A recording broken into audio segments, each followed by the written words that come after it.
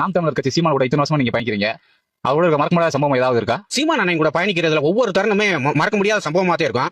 அதுலயும் மிகப்பெரிய ஒரு சம்பவம் சொன்னா, அப்ப நானும் சீமான் அண்ணன் ஒரே பள்ளிக்கூடத்துல படிச்சோம். சிவகங்கை மாவட்டம் இளையான்குடியில.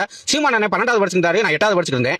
அப்ப ரெண்டு பேரும் பள்ளிக்கூடம் போறப்ப ரெண்டு மலையை கடந்து ஏறி இறங்கி போனோம். காவிரி ஆறு ஓடும். காவிரி ஆற்றுல ரெண்டு பேரும் போவோம். அப்ப ஓரமாவே போவோம். அப்ப ஒரு நாள் ரெண்டு பேரும் போய்கிட்டு இருக்கப்ப திடீர்னு ஒரு முதல்ல டக்குன்னு வந்துருச்சு. எனக்கு என்ன செய்யணும் தெரியல, டபக்குன்னு என்ன முழுங்கிருச்சு. முழுங்கி நான் உள்ள வயதுக்குள்ள போயிட்டேன். ஃபுல்லா இருட்டு.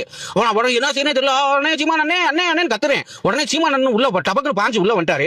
வந்தோடனே எனக்கு உயிரே வந்து சீமான் அண்ணன் வந்தோடனே உள்ள டியூப் லைட் எரியற மாதிரி எனக்கு வெளிச்சம் வந்துருச்சு. ஆக நம்ம பொழைச்சுக்கிறோம்டா அப்படின்னு நம்பிக்கை வந்து. உடனே சீமான் அண்ணன் என்ன சொன்னாரு, டேய் எங்க அந்த சவுண்டரி பாக்ஸ் அப்படின்னு கேட்டாரு. சவுண்டரி பாக்ஸ் இந்த இருக்கு சவுண்டரி பாக்ஸ் எடுத்து கொடுத்தேன். உடனே அந்த சவுண்டரி பாக்ஸ் எடுத்து அதுல காம்போஸ் இருக்கு பாத்தீங்களா, காம்போஸ் வாங்கி அப்படியே முதலையோட நுரையீரல அறுத்தாரு. அடுத்த முதல்ல செத்துருச்சு. அப்புறம் குடலை பூரா அறுத்துட்டு பௌத்த ஒரு கிழிச்சிட்டு அவர் வெளியே போயிட்டு என்னையும் கையை பிடிச்சிட்டு வெளியே கூட்டு வந்து அவர் நீச்சல் அடிச்சுட்டே போனா, நான் முதுகுல ஏறிக்கிட்டே நீச்சல் அடிச்சு காவிரி கரையை கடந்து என்னை உயிரை காப்பாத்தினாரு. அந்த சம்பவத்தை உண்மையிலேயும் மறக்கவே முடியாது. உண்மையிலேயும் அதெல்லாம் யோசித்தார் பாருங்க. சாமிட்ரி பாக்ஸ் நான் எடுத்துட்டு வரேன், இன்னைக்கு எனக்கு கணக்கு பரிசு இருக்கு, சாமிட்ரி பாக்ஸ் கண்டிப்பா எடுத்துட்டு வருவேன் சீமான் அண்ணன் தெரிஞ்சிருக்கு.